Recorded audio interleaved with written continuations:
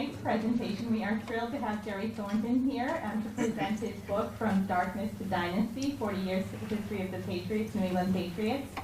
Jerry is one of the members of WEEI Sports Radio's Dale and Hollywood Thornton program, as well as WEEI.com's Thornography blog. He's also a stand-up comic, and we're thrilled to have him here tonight. Thanks, Jerry. Thank you very much. Wow. Thank you, guys. I appreciate it. I think I'll move around with this thing. And if I get feedback, I apologize a million times over. First of all, thanks very much for having such a nice turnout. You never know when you come to these things. I do them because it's a lot of fun for me. And obviously, the more people, the more fun it is. Also, thank you for sitting in the first couple of rows. Like most of the time you come to these and everyone just sort of, they think it's like a comedy show, like you're going to get like, I'm going to Don Rickles everybody, or that it's like, like a water park. Like the first two rows will get wet. You're not in the splash zone, so thank you. And just a quick personal note before I get rolling here. It's kind of surreal for me because I grew up in Weymouth, and my mom pretty much raised me on a spot at the beach right over there by Carl and Nellie's stand. You remember Carl and Nellie, God rest their souls. I assume God rest their souls, right? Because they were 140 when I was a kid, but served a hell of a burger. Anyway, so it's great to be here. Thank you very much. And I appreciate that kind intro. There's been a couple of updates on that insofar as I was with WEEI full-time, and that was a great situation for me. Recently, I moved on from there and went back to where I started, which was Barstool Sports, which is a website that you probably should never read because it's a little bit R-rated. It's a little salty there. No, it's a lot of fun, and we have a huge national following. I love being at WEEI. I love talking about the Patriots, obviously. When I was there, among the things I got to do, in addition to writing for them and being on the radio 4 hours a day, was I had a podcast, which I really love because that was a thing that I like to use as a chance to talk about things that were beyond sports, like not the things we talk about every day on the radio. So I've been doing stand-up comedy for 25 years. I had other comics on. I had some reality TV stars, and I had some book authors. I had the Amazing Kreskin on one time. That Amazing Kreskin, 65 years in comedy, and he was talking to me. He wrote a book. I've had, I had a guy who served with Chris Kyle, the American Sniper. He wrote a book. Well, I bring this up because anytime I had someone on who had written a book, my first question was always, why? I think that's a question that you just should answer. Like, you sat down at a keyboard for a reason. What was it? So allow me to ask and answer that same question. The reason I wrote this book, and it's the first book I've ever written, is because I always wanted to read this book, and the universe was taking its sweet time getting around to it, so I finally said, well, why don't I just be the one to jump on the grenade and finally get this thing onto the page? And the reason being that I grew up as the youngest of five, as I said, in Weymouth, in a Patriots first household where we were weirdly obsessed with the Patriots during a time when nobody should have been. Because they weren't just bad, they were laughingstocks on the field and off. You remember it well then, I'm sure, right? During it, all right, consider the teams that were in this town when I was growing up. You had, when I was real little, the Big Bad Bruins, with Bobby Orr, like a historically great, entertaining team. When I was in high school, the Celtics drafted Larry Bird and rebooted that dynasty. The Red Sox were making it to the World Series every few years, every 10 years or so, and always part of the discussion. And yet, weirdly, the Patriots were the team that I was fixated on. It was like a kid that meets like a stray dog and like falls in love with them, even though it's got like different colored eyes and mange and fleas and maybe 3 legs. Being a Patriots fan back then, when all these other teams were huge, was like someone saying, who's your favorite one of the Three Stooges? And you say, Shemp. Right, because we get it, right? Shemp is a nightmare. He was a disaster, and yet I liked the sports version of Shemp. During a time, where the Patriots were worse than bad. They were the one thing you shouldn't be in the world, which is irrelevant. right? I have a specific memory. You remember the Sears catalog? How that was like the Bible when you were a kid? It would come around like September and you would go through it like picking out all your Christmas stuff. And there was this thick of just NFL stuff. You could get everything. You could get clothes, jackets, hats. You could outfit your entire bedroom. You could get bedspreads and pennants and posters and wastebaskets or whatever. And no matter what I looked at the bottom, it would say in really small type, not available in the following teams. Patriots. That was that. Now, again, to contrast it to the Patriots we're talking about now, this is a time when football isn't America's most popular sport. It's America's most popular thing. Pro football is the only show on television that gets more viewers every single year than it did the year before. As we get into a time when there's a bazillion cable stations and there's streaming and there's Netflix and there's the internet or whatever, football dominates everything, and not just the sports world. During this time, the Patriots have been the center of the football world while this has gone on. Not just on the field, not just in the sports news, but also in the regular news. Maybe you guys can recall a little story that got a little bit of traction, got a little bit of play. Do you remember a thing called Deflategate? That wasn't the biggest story in sports, right? It was the biggest story on the news. The network newscasts were leading off with whether or not the quarterback of the Patriots spritzed a little air out of a football. I mean, like not the horrible winter we were having, not the economy, not Trump, not terrorism. Deflategate. That was the biggest story. During this time, the Patriots have been that big. They are a state-of-the-art franchise with the greatest quarterback of all time, the greatest coach of all time, an owner that went out and built his own stadium. Again, this is not what this book is about. This is about everything up until they became successful, the ones that I grew up on, and I think maybe some of you guys in here did too. So, yeah, a lot of these things were kind of oral tradition in my house, like the stuff that we would talk about. My brothers would turn me on to this stuff. And it always just fascinated me, even while they were bad, while they were always this close to leaving town, to go to some other place because they couldn't get a stadium built. So anyway, I had to go back to the beginning, which is where I did. The owner of the team, the guy who founded it, you may remember Billy Sullivan, a guy who caught wind of these other guys that were trying to form their own breakaway pro football league to compete against the NFL. Every one of these guys, there were 7 of them, they needed an 8th, and they didn't have a guy from Boston, so they selected this guy named Billy Sullivan, whose experience was he worked for public relations for the old Boston Braves, now the Atlanta Braves. He sat down in a room filled with millionaires, and I mean like oil barons and hotel magnates and tycoons and real estate guys. And this was a guy whose biggest claim to fame, aside from the Braves thing, was he ran an oil company in Boston, which I say is sort of like owning the best lobster boat in Texas. Like, it's sort of like a weird thing. He had no money for this thing, so what he did is he took the money that he and his wife had been squirreling away to buy a cottage down the Cape and founded this team. That's how he got this. Now, what it got him was a piece of paper that said, you now have the rights to own a team in a league that doesn't exist. You don't have a coach. You don't have any football players. You don't have anyone to run the team. And you don't have a stadium, but go nuts. You've got it. And he did, and so the first order of business trying to get a stadium was just a disaster from the beginning. The Patriots went 11 years without having a place to call home.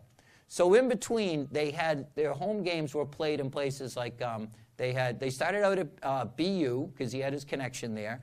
They played in Boston College. Harvard was a home stadium. Fenway Park, which they actually liked, because they felt like Fenway was, at least it was a pro sports venue. Like guys used to say, it's kind of cool, like we're in a locker room where like Ted Williams play. Well, the footprint of Fenway, you've all been there, you know that it is uniquely terrible to have a football game there, right? There's just no layout for it. So what they did is they put, Notre Dame had a game there 2 years ago against BC. They had the same layout. One end zone was at the home plate, and the other one is out by the right field bleachers. Well, the problem is the people sitting in the really good seats can't see a blessed thing through all the players standing there because the seats are so low. So what they did is they came up with this brilliant idea. They moved both benches onto the same sidelines, out on the left field side in front of the Green Monster. See if you can see the flaw in this plan. You had two football teams occupying the same sidelines. And to the shock of nobody except apparently the Patriots, guys just walked into the other team's bench area and just went, all right, they're talking about how they're going to start running the ball more. That was their plan. That's why it's never happened before or since. During that time, they had one home game in Birmingham, Alabama, because they had no other place to play. Another time, they were having a game against the Chargers, the San Diego Chargers, at Fenway, but the Red Sox at a 100-to-1 shot made it to the World Series, so the Patriots got kicked out of the ballpark for that day, and they decided to have the game instead in San Diego. Apparently, there's 3,000 miles between here and San Diego that they couldn't find one other place to play. So the one advantage they had, which is to be the home team, they gave to their opponents. But that's how it was. Now, when they finally did get a place, you remember it was in Foxborough. I have a vivid memory, and it's in the book. You're going to find the book is semi-autobiographical in that it's the stuff, how I dealt with this, how I lived through some of it. My older brothers took me to my first ever sporting event, and it was at the old stadium there. And do you remember what it was called? Schaefer Stadium, yes. During a time when, like, everybody now names their stadiums, they sell the rights to some company as, like, you know, the naming rights, they call it. That had never happened before. It was considered really, really in bad taste. And not only to sell it to a company, not only to sell it to a beer company, but to Schaefer beer, the worst swill water that has ever been brewed and stuck into a can, right? How many beers have been brought back by hipsters? You know, like old beers like Pabst Blue Ribbon, even Narragansett is like the new hotness. Has anybody asked for Schaefer to be brought back? No. Do you remember what their motto was?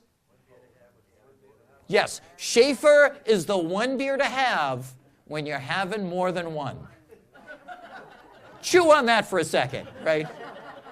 Look at that through 2017 sensibilities, right? Like, try putting that one past Mothers Against Drunk Driving, you know? Yeah, well, I'm telling you, this stuff is complete garbage, but if you have a bunch of them, you can taste the difference. So here, keep drinking up, you know? So when they finally did open the place, it was a disaster of epic proportions. One, they had the first clue how to configure the traffic. So there was a traffic jam that may have been the greatest in the history of New York. I mean, if there is ever like a complete outbreak of the zombie apocalypse, the people fleeing Boston will not be in as bad of a traffic jam as this was. People didn't even make it to the game. There's stories of tens of thousands of people just stuck there, running out of gas, finally just turning around and going home. Then, and this first game, I need to emphasize, was an exhibition game. It wasn't an official game. Well, what they found out was they hadn't figured out the plumbing either. So when they went to flush the toilets, they didn't work. And there's stories that are epic of inches of just raw sewage floating everywhere, and people just being directed to just an empty, vacant room to go do their business, like grown men sitting in cardboard boxes, because that's how they did it. So literally, before they went to have an official game there, the Foxborough Board of Health said, you're not opening this place. We will cancel an NFL game if you don't figure this out right away. So they had a couple of weeks to do it. They did what they could. There's a famous moment in Patriots history that we call the Royal Flush, where they got every available living, breathing person they could. They got staff, they got secretaries, players, coaches, sports writers. They all went there and they were assigned a bathroom, and at the sound of an air horn, they all had to run and like flush as many things as they could, like run in and out of the stalls just to make sure that enough flowing water would be enough to have a safe environment for people to watch a game. So it was around that time that I went to my first ever game, and as I mentioned, my brothers took me to this.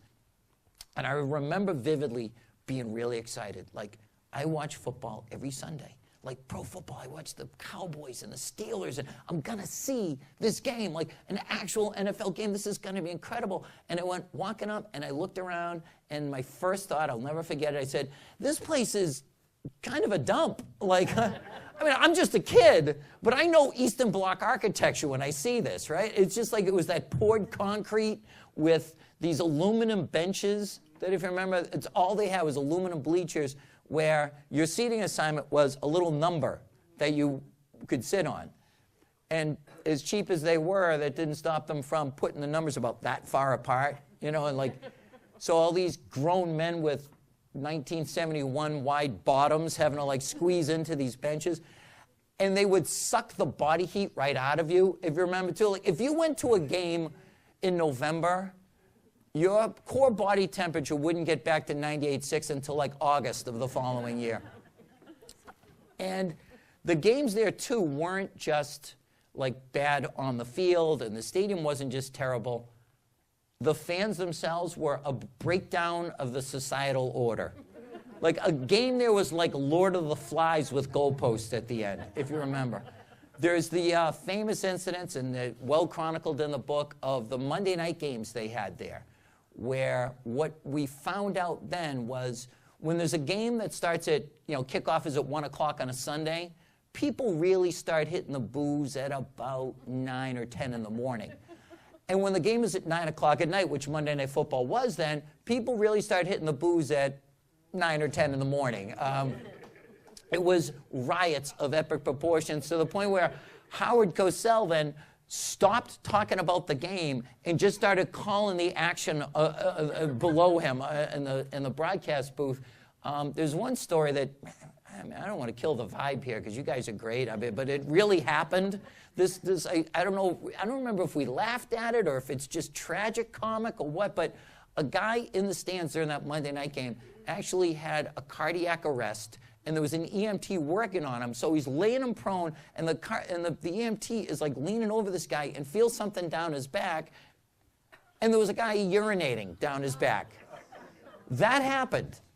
Now, during this one time where they actually had enough success to make it to the playoffs, and this tells you about the fans and what we were back then, the fans stormed the field at the end of the game, and they took down the goalposts. Right, yes, which even then was like way out of date. That's like an old kind of college thing. It's kind of like how we do the wave today. Like, really, we didn't stop that in like 1985. We're still doing that nonsense. Well, Patriots fans took down the goalposts, and the story should have ended right there. Like, they walk away, they go home, they have a hangover, and they try to recover from it. No.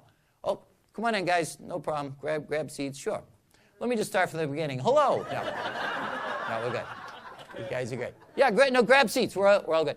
So the Patriots fans grabbed the goalpost, and rather than just walk away, they started carrying them across the field and then out the exit and then down the hill, took it all the way across the parking lot, and then started walking up Route 1 with it.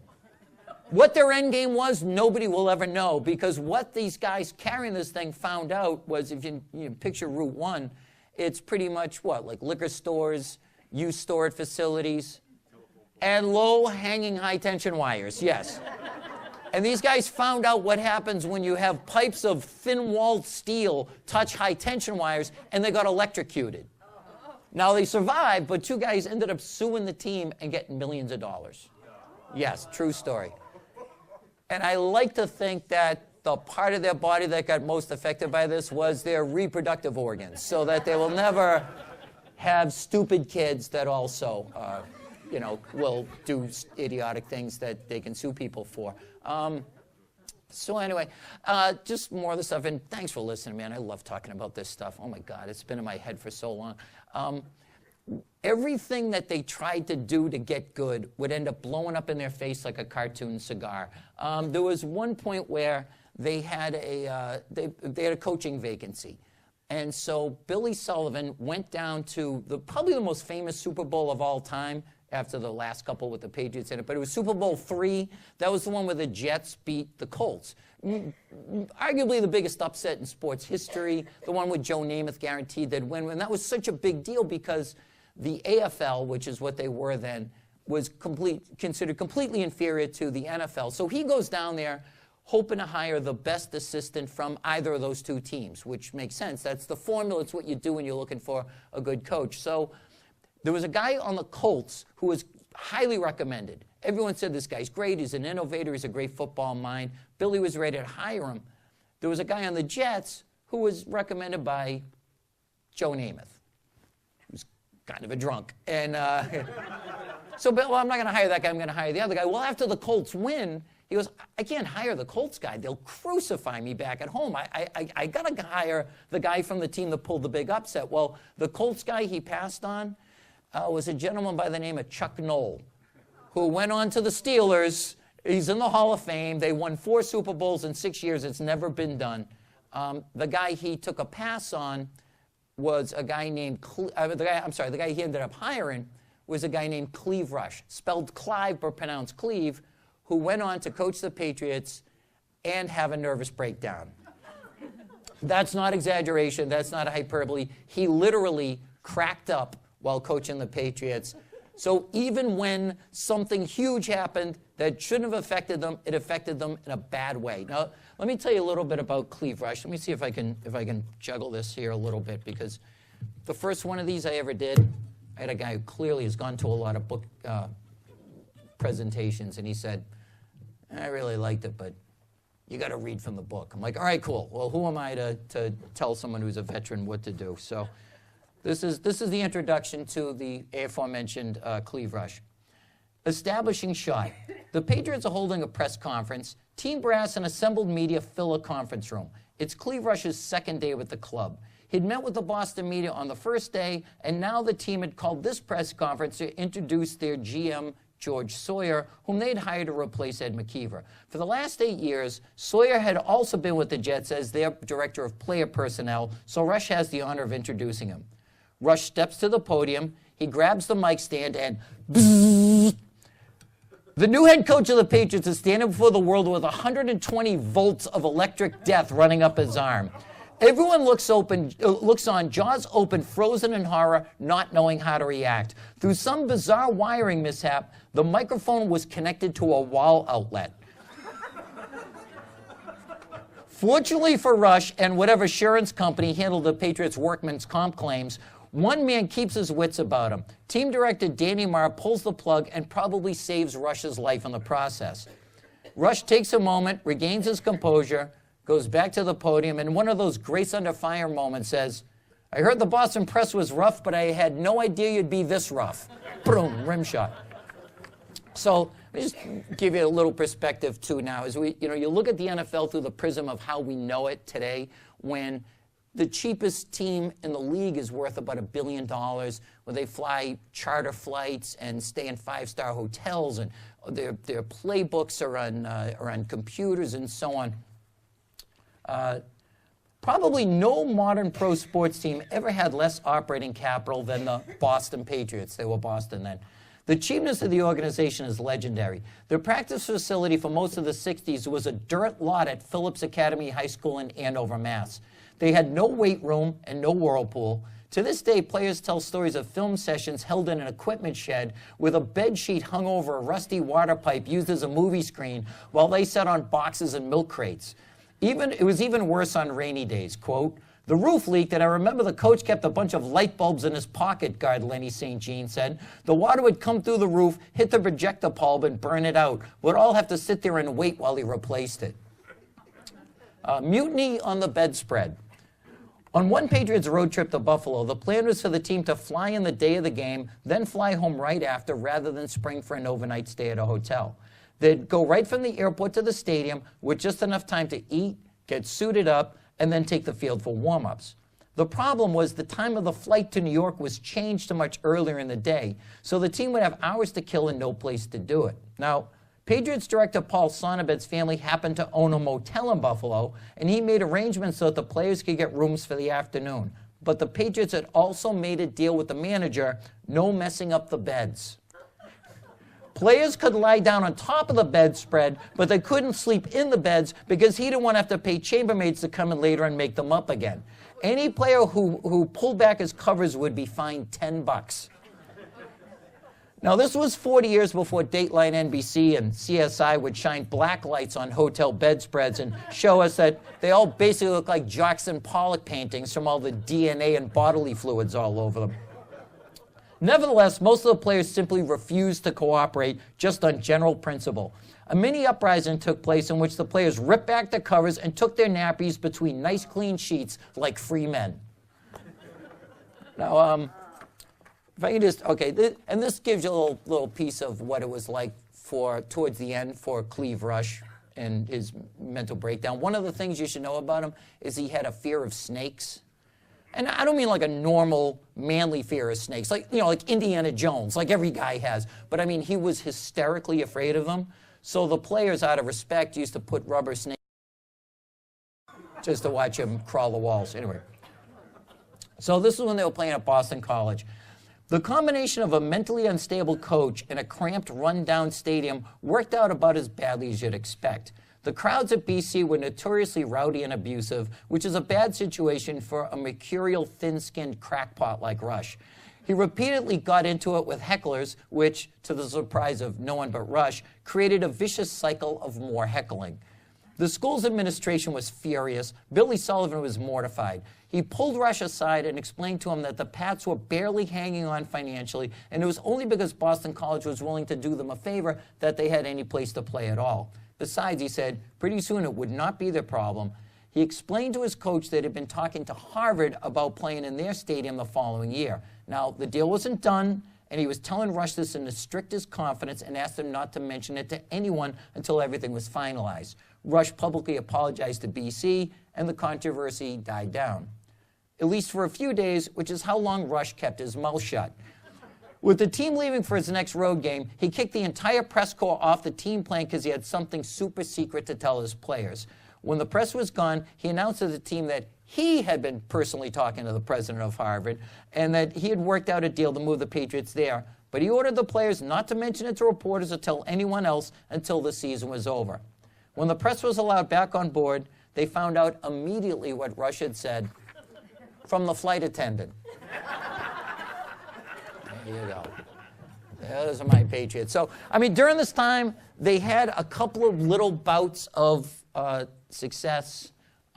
There was the time when Chuck Fairbanks came along. He was a great coach. He was an innovator who did things that are still in use in the NFL today. This was the year that they first won their division, only to find out as they were about to get ready for the playoffs that he had already quit on the team and taken another job to coach college football and was using his Patriots office to make phone calls on behalf of his new employer. Bill Parcells leads the Patriots to the Super Bowl a few years later. Turns out he had already quit on the team and taken another job with the Jets and was using his office phone to make phone calls on behalf of the Jets. That's never happened to any other franchise in any other sport ever. It happened to the Patriots twice in a span of 18 years. In between there, they went to the Super Bowl. You might remember against the Bears. Great game. I remember the Pats were... Actually, Bill, I watched it at your apartment over in Weymouth Commons, now that I think of it, right? And I remember the Pats were leading 3-0. I forget what happened after that. Does anyone film me in? Tight end came, hurt, and that was the difference. And that's why they gave up the next 46 points in a row in this epic disaster. But you remember afterwards, we all kind of had the same mentality. Hey, you know what? It was a good run, still a good team. They ran into an all-time great team. They'll be back. The next day, the very next day, the headline in the Globe was a major cocaine scandal involving Patriots players. Some guys got named, others were implicated. The ones who were innocent were furious. Others wanted to know who was the one that ratted out their teammates. The team basically turned on itself in a massive civil war, and a couple years later, they were back to being the worst team in football. So, when it all finally turned around, was the 2001 season, and I suppose you probably shouldn't give away the ending of a book, I guess. Sometimes it works out. Titanic was a popular movie, right? We all saw that one was going, right, before you even bought the ticket. In this book, it's right in the title, like I guess Finding Nemo. Spoiler alert, Nemo gets found at the end.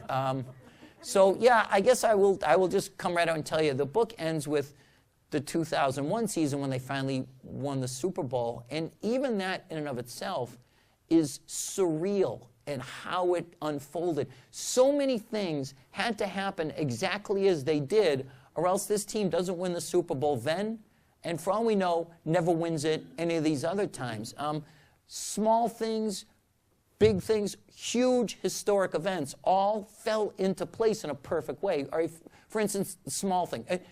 Keep in mind, as I describe this, they had to win every game that they won. They won 11-5 that year. Had they gone 10-6, they're not having that home game in the snow where Adam Vinatieri kicks the field goal, so they arguably don't win. But anyway, a small thing that happened, they had an overtime game against Buffalo where David Patton, the receiver, remember he caught a Super Bowl touchdown that year, he got knocked unconscious and fumbled the ball. Buffalo recovered their ball. They're about to go down and kick a game-winning field goal. Well, the officials review the play and realized that when he was knocked out cold, his foot was touching the ball and his head was out of bounds. So by rule, it's a dead ball. The Patriots retain possession. They go down and kick a game-winning field goal. That happened. A big thing that happened, Drew Bledsoe, on a clean hit, getting hit, and actually, we didn't know it at the time, he almost died there. His aorta split, would it be laterally, right? Right. He needed emergency thoracic surgery at Mass General. He gets knocked out of the game. He gets replaced with this obscure 199th draft pick who was their fourth string quarterback the year before, named Tom Brady, who came in and I think he made something of himself. But anyway. If Bledsoe doesn't get hit, we don't know if Brady replaces him then or down the road, too late to help them, or if at all. And a big thing that happened, I mean, a horrible, tragic, like world-changing event, but 9/11, in a way, affected the Patriots' season in that there was a weird quirk in the schedule where the Patriots were going to have a bye week in the final week of the season, but the NFL canceled all the games that week and moved every game back, rearranged the schedule. They moved their game that week to the end of the season where they played the Carolina Panthers, who were 1-13, the worst team in football and on the verge of firing the coach. So the Patriots essentially got a bye week at the end of the season to get ready for the Snow Bowl game, and even the tuck rule thing. I mean, it drives Raider fans crazy. They think that was a totally bogus call. No, it happened against the Patriots earlier in the season. It was a totally legit call. But I wish that it hosed the Raiders because I hate them with the white-hot intensity of 1,000 pizza ovens. I despise them. Because when I was a kid, the worst loss of my life at that point was against the Raiders in a playoff game where a lot of Patriots players think the league was fixing that game against the Pats. And that they lost out. That was the first team I ever truly loved. And that story, them losing that game, if I was Batman, that would be my parents getting killed in an alley. That's how dark and horrible that is and how it's turned me into the maniac that I am today. But anyway, so how they break through, they win in the end. It's been an amazing ride. They became the center of the sports world in an instant, and it's insane. For anybody who's lived through even a part of this weird dysfunction, I think it's amazing to look at it. If you're someone who's too young, if you only remember the good times, I mean, I have a 21-year-old who sat next to me for them winning 3 Super Bowls. The fourth one, he wasn't there because he was sleeping in a foxhole for the Marine Corps someplace. The last one, he was on the phone with me. We were crying real tears or whatever. Well, when I was his age, the Patriots had been in 3 playoff games total and lost them all. He's seen 5 Super Bowl wins. So I think this book is for them too. It's to show you this is the greatest turnaround. I mean, there's nothing like it in sports. I don't know how much of it is like this in American life. It's surreal, and it's still going, by the way. They had the best offseason of any team. And Brady just, is telling people he's got 6 or 7 more years in him. It's incredible. So enjoy every moment of it. I think reading about how bad it used to be helps you, give you some perspective that it's not like this. This is not normal. Lombardi trophies don't spring up out of the ground like summer corn here, and yet they have. So I'll end with this, just kind of a personal note. When I was doing EEI full time, and I still fill in there, I do weekends and so on, but on Mondays I got to meet Bill Belichick and sit media away and interview this man. It was incredible. It was like a 4-year-old meeting Mall Santa. Like, oh my God, like he's my hero in the world, and he couldn't have been nicer to me. So when I got the book in my hands finally, and I'd worked on it for years, I just, we were interviewing him one day, and I don't know if you know this about him, but sometimes he can be a little bit of a grumpy Gus. Being a little persnickety, a little cranky. On this day, he was that. He was just a little. Maybe it was a tough day of practice or whatever. So he had to run off to do his press conference, and I just, hey, Bill, before you go, I got this book, and I wrote this book, and there's my name in it, and you're in it, and I just, spoiler, you win the Super Bowl at the end, and his whole demeanor changed. He's like, oh my God, this is great. Congratulations, this is great. Fine, it's yours to keep. And he left the room, and he came back a full minute later, and as God is my witness, he said, hey, Jerry, can you sign this for me? Oh, my God! So I would take a bullet for that man right now, I'll tell you right now. Slow motion, Kevin Costner in The Bodyguard, no! And if I bleed out in his arms, so be it, So anyway, it was a labor of love. I enjoyed doing it. As much as anything, I like this part of the process. It's fun to talk to people and meet people that are like-minded and enjoy this journey as much as I do. So thanks for coming out. Thanks to the Historical Society and the Lifesaving Museum and Tasket Beach Hotel. And thanks. And I'll take any questions or comments or complaints or the complaints you can just leave. You can write down and leave them in the lobby, and I'll read them later.